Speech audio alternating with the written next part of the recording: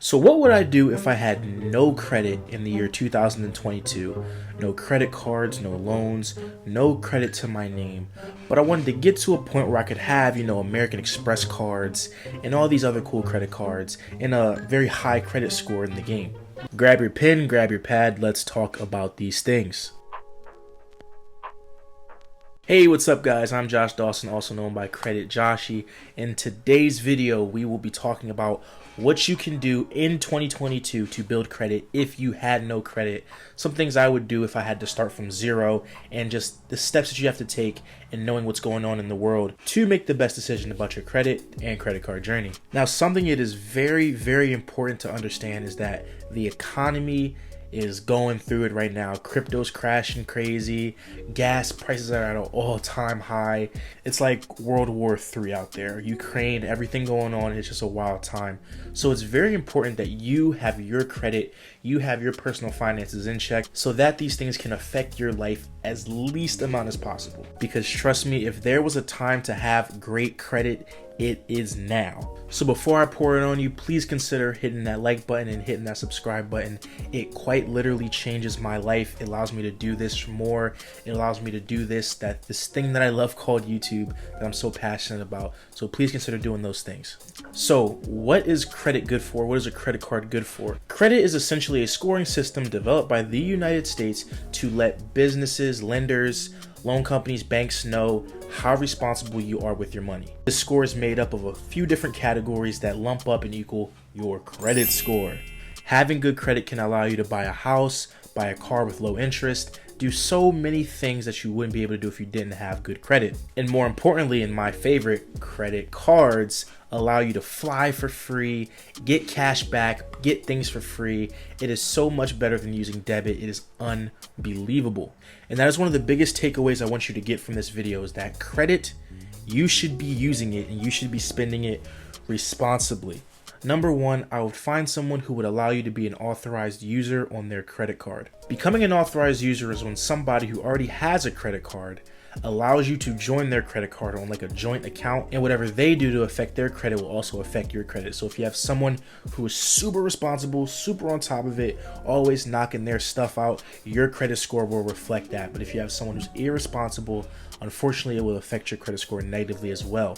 So it's very, very important that you find an authorized user who you can trust, who's responsible, and who wants the best for you. This is the first thing I would do, and it's something that could really help you get a boost in your credit journey. For me, I was added as an authorized user to a card when I was 17 years old, a year before I was even able to get credit cards. And by the time that I was able to apply for my first credit card at 18, I ended up already having a 713 credit score. So it made it very, very easy for me to be able to bypass some of the beginner cards and get to like some decent cards early if I had an authorized user, which I did. It was beautiful to be able to get these two babies, the Discover It Student Cash and the all handy dandy metal, no numbers Apple card that makes this beautiful sound when you drop it. That metal titanium card. I was able to get these cards as my first credit card with fairly high limits for your first credit card, and this was all because I was an authorized user. Because I had an authorized user, my personal credit account looked like I already had a year's worth of good credit building. And hopefully at this point you've already found someone to make you an authorized user on their credit card, but if not, what else would I do? Now there's no surprise, just like anything in life, there's tiers. There's beginner credit cards, there's intermediate and good credit cards, and then you have those GOAT tier, God tier credit cards, the black cards, the platinums, the Chase Sapphires, the cards that, the top dogs are basically running around with. But don't be greedy. We do not want to get denied for a credit card, so we start small. We start with a beginner card. Capital One's a good company who has pre-approval options for their potential customers.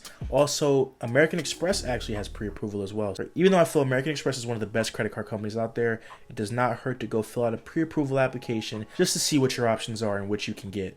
The reason why I say to try and apply for a credit card that does have pre-approval options is because you do not want to get denied for a credit card. Every time you apply for a credit card, whether you get accepted or denied, you get a little ding on your credit report that makes it drop a little bit. That's called a hard inquiry. And the general rule in the credit world is you do not want to apply for something that you're going to get denied to, because that's just a useless hard inquiry that didn't lead to anything.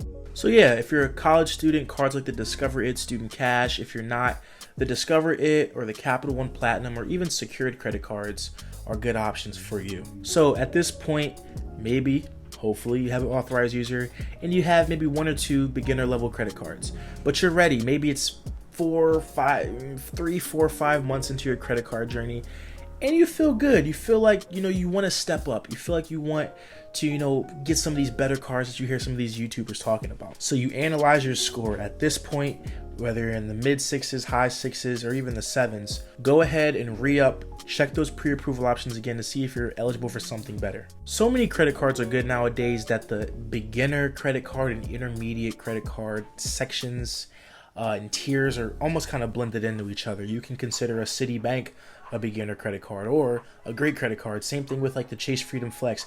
Personally, I feel that like a Chase Freedom Flex is one of the best credit cards that you can kind of have because it's a no annual fee card. But some people will actually list that card as a beginner credit card, which just doesn't make sense to me.